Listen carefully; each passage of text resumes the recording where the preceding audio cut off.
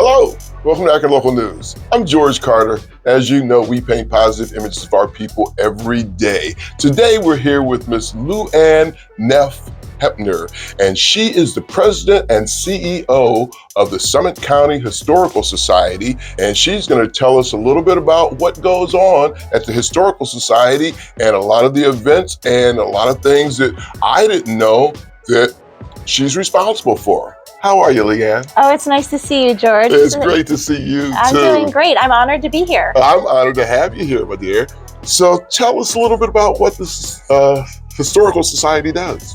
Well, for 101 years, we've been collecting information about Akron and Summit County, and that's from archival collections to three-dimensional pieces, and we have 3 buildings that are open to the public. The Perkins Mansion, the home of Akron and Summit County's founding family, the John Brown House that was one time rented by the abolitionist John Brown that tried to end slavery in the United States in 1859, and also the Old Stone School, which is the oldest stone school building in Akron. Oh, that's awesome. I've been to all 3 of those locations, so I feel honored to have made those trips. And a lot of people have, during school, those were some of the major stops that we did on our field trips. Well, absolutely. If you were part of Akron Public Schools, we can guess that you came to our structures in the 3rd or 4th grade, and we're still working with Akron Public Schools at the Old Stone School today. That's awesome. That's awesome. It just amazed me that everybody was in the same class together. I just couldn't imagine that when I was a child. But that's interesting. Now, about let's start with Simon Perkins. Now, he's responsible for a lot of things, the way things are set up at Akron, and a lot of things that were established. Can you tell us a little bit about that? Well, yeah, and this is Akron's 200th anniversary, so it's very fitting to talk about the Perkins family. General Simon Perkins actually never lived here. Okay. So he was a surveyor for Moses Cleveland, saw that this land was valuable, bought it up by paying back taxes, and working with Paul Williams, convinced the state of Ohio to bring the canal through this area that hadn't even been developed into Akron yet. Wow. And because of that relationship and those opportunities, Akron started to grow, and he needed to be able to sell his land. So then he brought his son, also named Simon Perkins. So we distinguished them between the general as the co-founder of Akron and his son as colonel. Okay. And as the colonel, Simon Perkins, he was instrumental and helped form the county in 1840. Oh, and then as a state representative, he helped make sure that people voted for Akron to be the county seat, because it could be a lot different if they would have chosen Cuyahoga Falls. It would be much different. It would be much different. So you've got the canal systems coming through the Ohio and Erie and the Pennsylvania and Ohio systems, and so those are attributed to the Perkins family. And then also a lot of industry from either the 2 Simons that I mentioned, and then their descendants. So the Perkins were very involved in a lot of Akron's richness, and so we are excited to celebrate it this year for Akron 200. Yeah, I'm excited about it too. I can't wait to see what goes on after 200 years here in town. So, well, I can tell you can see it at the Akron History Center downtown on South Main Street. It's just a few doors down from the Akron Civic Theater and Lock 3, and that's really been the brainchild of Dave Lieberth for 40 years with the Summit County Historical Society as a director, and now as a director emeritus. He's wanted this opportunity to have this museum about Akron history, and so he finally made that come true with the development of the Akron History Center, the board, and his work in working with the community to raise money. And the Historical Society is proud to say that about half those artifacts on those 3 floors are from our collection. That's awesome. And that's a brand new facility too, isn't it? It just opened this spring. And again, it's free. So Wednesday through Saturday, 10 a.m. to 2 p.m., stop on by and learn some Akron history. You're going to be amazed with the people that came through this area and made an impact on not just our local area, the state, the nation, and the world. That's interesting. That's interesting. And that's located right between the Civic Theater and the Crave restaurant. You've got it. You can just do about anything when you go to that place. Yeah, I see. I see. Yeah, you can eat. You can acknowledge all the history that we have, and you can be entertained as well. That's right. And across the street at the peanut shop, you can even get a little snack. I mean, you got Akron in a nutshell right there. Exactly. Exactly. Now, also, Simon Perkins they were actually neighbors, the Perkins and the John Brown. Browns were neighbors. They were across the street from each other. Well, what people didn't realize is that John Brown grew up and lived most of his life in what we today call Summit County. Okay. So before Colonel Simon Perkins helped make the formation of Summit County, where we're located on Perkins Hill in West Akron, that was part of Portage County. Okay. But you know what? It's not Portage County anymore. We're That's claiming good. it. That's good. But John Brown grew up in that area. He rented a house from Simon Perkins for 10 years because he was well known for his animal husbandry. And so while Colonel Perkins was involved in industry and banking and land and things like that, he had the heart of a farmer. Okay. And so working with John Brown, they had the largest Merino-Saxony sheep farm east of the Mississippi River. Well, that's interesting. And you know what's really cool about that? Yeah, he was well known for the texture and how he took care of the sheep. He would tell his children to sleep in the fields when the ewes were going to lamb, so he could take care of them. And in our displays, we have little baby sheep on display because John Brown would take the ones that weren't doing well and he would put them in a basin of warm water and get them moving. And the kids said there'd be lambs running around their house. So I will tell you, for the last 11 years, again, because of Dave Lieberth, we have had sheep on Mutton Hill. And so the sheep will be coming this summer. They're called Carey Hill, and we have the cutest lambs coming from one of our volunteers, and we have volunteers that have working dogs. Really? Oh, and so they will herd the sheep all summer. So we just encourage people to come and see that proximity between those two houses to learn about John Brown and his role as a shepherd, but more importantly, what he was doing when he was transporting those sheep. Oh, he was working the Underground Railroad. That's what I wanted to talk about next. Speaking about John Brown, why is it that local African Americans should celebrate or acknowledge the celebration of Juneteenth with John Brown? Well, you know what? Asking that question, the first thing that comes to mind to me actually is Woodrow Nash. And if you know of Woodrow Nash, he's an international artist from our area. Artist. I have some of his works, yes. Yeah, his African Nouveau sculptures are amazing. Oh, my goodness. But Mr. Nash is on our board, and he actually made a sculpture of John Brown that he gave us Juneteenth of 2019 because he thought it was important that the African American children in our neighborhood knew that John Brown was white. Because a lot of people are not aware that this white man gave his life to try to end slavery. Yes. And one of the factors that you need to think about that our volunteer David Zooks shares when he gives tours is that when John Brown was born in 1800, there were about 400,000 people in bondage as slaves. African slaves, yeah. When John Brown is going at Harper's Ferry to try to end slavery in the United States, there are almost 4 million. Oh my goodness. Okay, so the transition, and we're not bringing people from Africa anymore. Right. And this is transitioning and how it changed America because of industry, cotton gin, and things of that nature. Molasses, sugarcane. Industry, right? Cheap labor. Right. And John Brown says labor. all people are created equal in the sight of God. Right. Why are these individuals treated enslaved? Why do they not have their freedoms?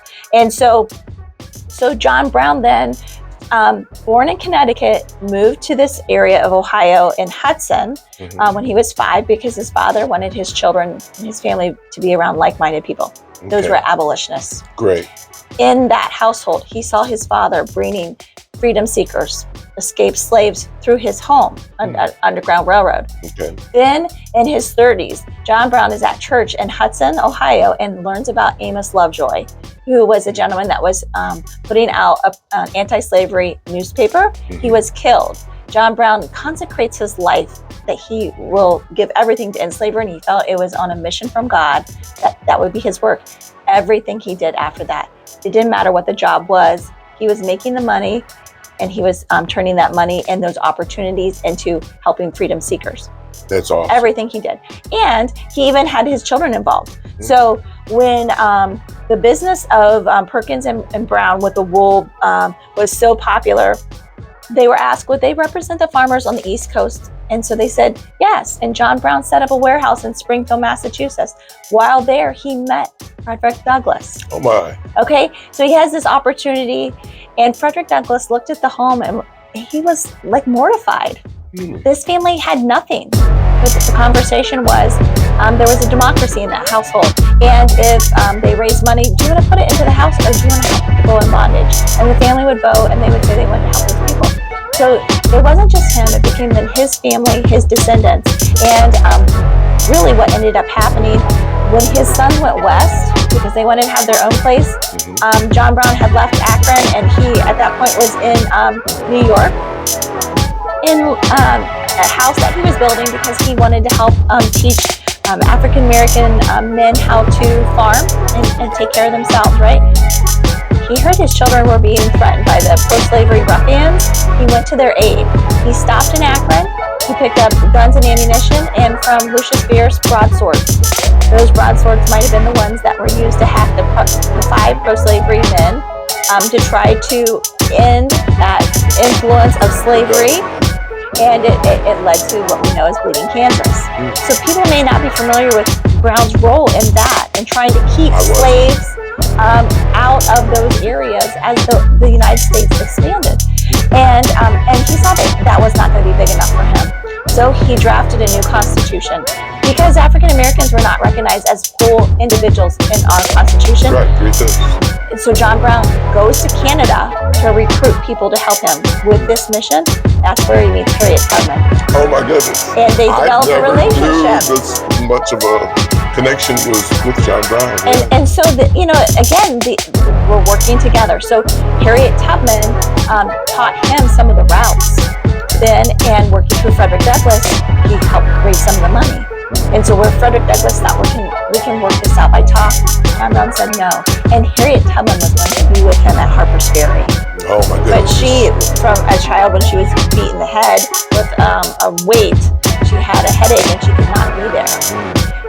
But John Brown then led a raid with only 21 people to try to capture the arsenal at Harper's Ferry, which he did with no shots fired. Right. But when the townspeople went against him, then the call went to the United States government. They sent in Robert E. Lee, and those men that were not killed were captured, and they were put into bondage in the jail, and they were tried and convicted of treason.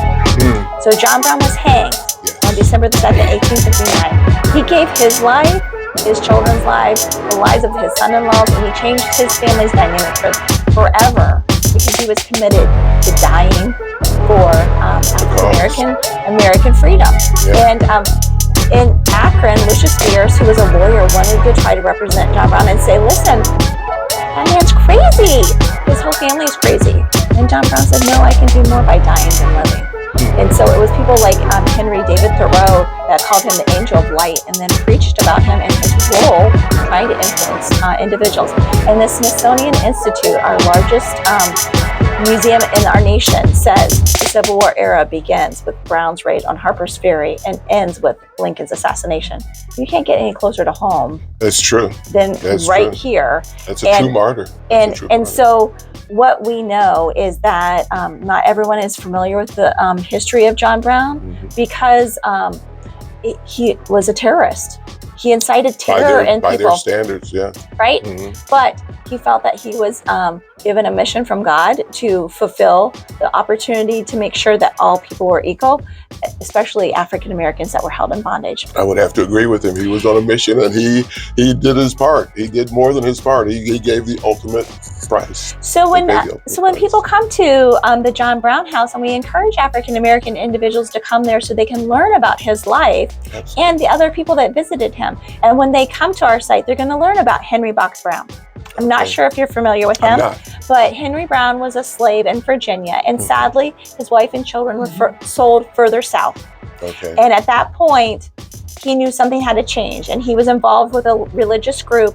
They were individuals that were African American and white people, and they built a box, and they shipped him to freedom.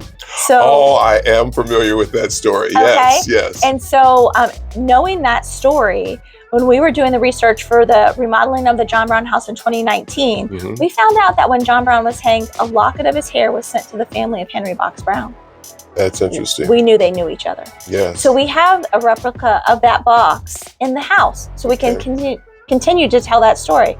The other thing that you're going to see when you go to the John Brown House is an image of Frederick Douglass. Okay. It's a blown up view of a daguerreotype that's very famous, that's now held in the Chicago Museum. But what might blow your mind is that image was taken by an Akron photographer. That is interesting. And, oh my. And we know that Frederick Douglass stayed at the house there in Akron. And that's why the Perkins family felt it was very important to let everyone know that that house was the home of John Brown. And the Perkins family actually donated that house in a living will to the Historical Society the same year that we were founded in 1924. We didn't get it till 1943 because his wife lived a long time.